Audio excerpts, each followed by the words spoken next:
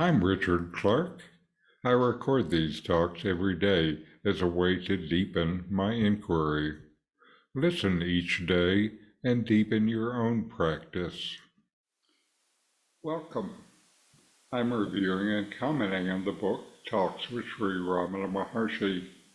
Today is from Talk 380. A European gentleman asked, "How do you answer the question, 'Who are you?' Maharshi, ask yourself the question, 'Who am I?' Questioner, please tell me how you have found it. I shall not be able to find it myself. The I is the result of biological forces. It results in silence. I want to know how the master finds it." Maharshi, is it found only by logic? The scientific analysis is due to intellect. Questioner, according to J.C. Bose, nature does not make any difference between a worm and a man. Maharshi, what is nature? Questioner, it is that which exists. Maharshi, how do you know the existence? Questioner, by my senses. Maharshi, my implies your existence, but you are speaking of another's existence. You must exist to speak of my senses. There cannot be my without I.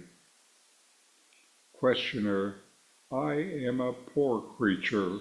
I come to ask you, great master that you are, what this existence is.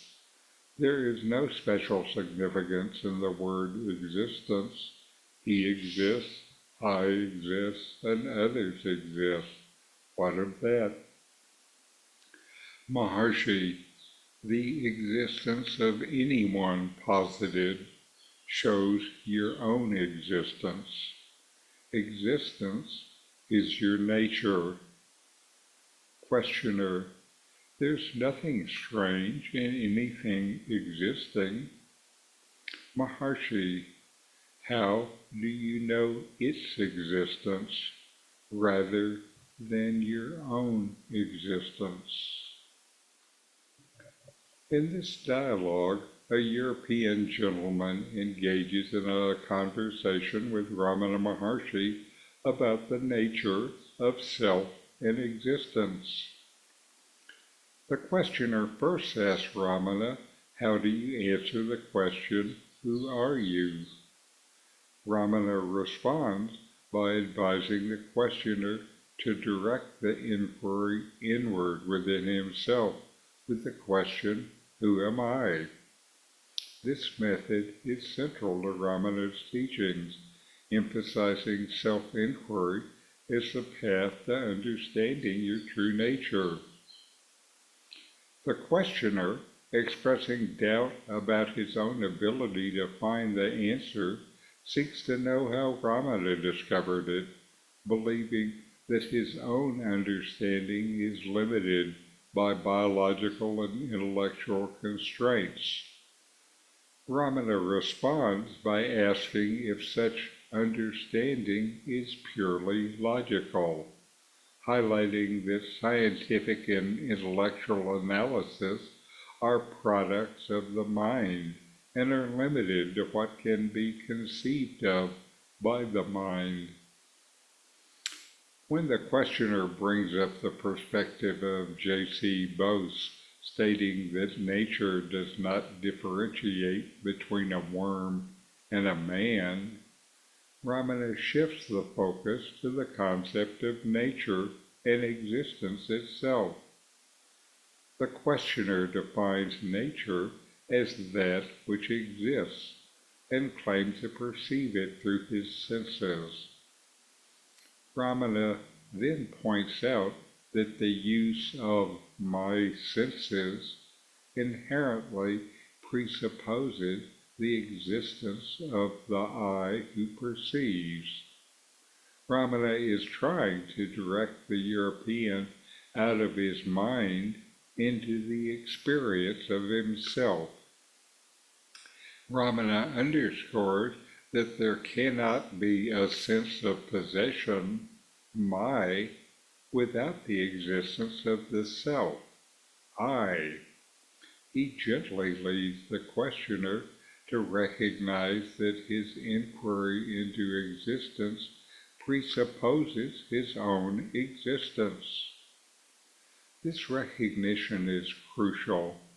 It indicates that self-awareness is the foundation of all other knowledge. The questioner, feeling inadequate, humbly asks the great master about the nature of existence, implying that while he acknowledges different entities, himself and others, he struggles to see the significance in this acknowledgement. He just does not get it.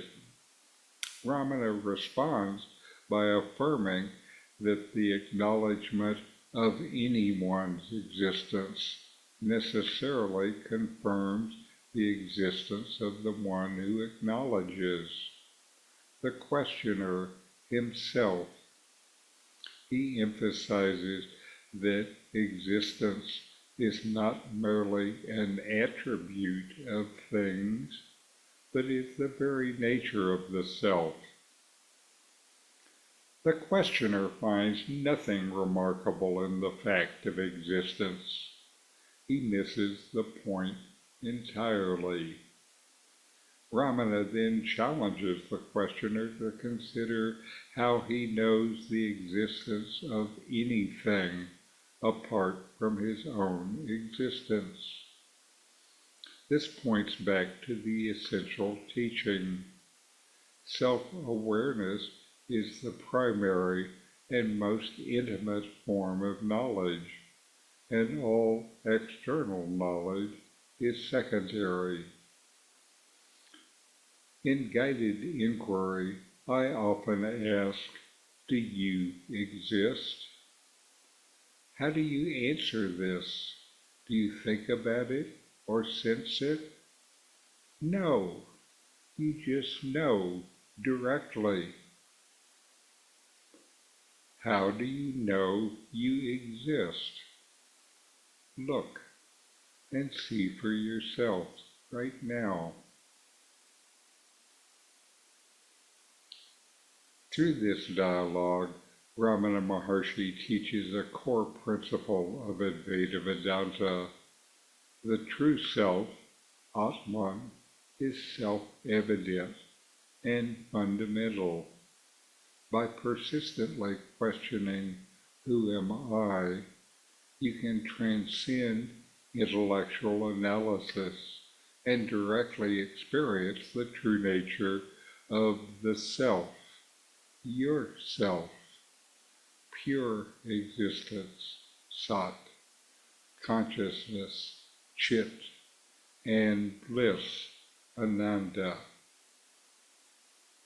So know yourself and be always free and at peace.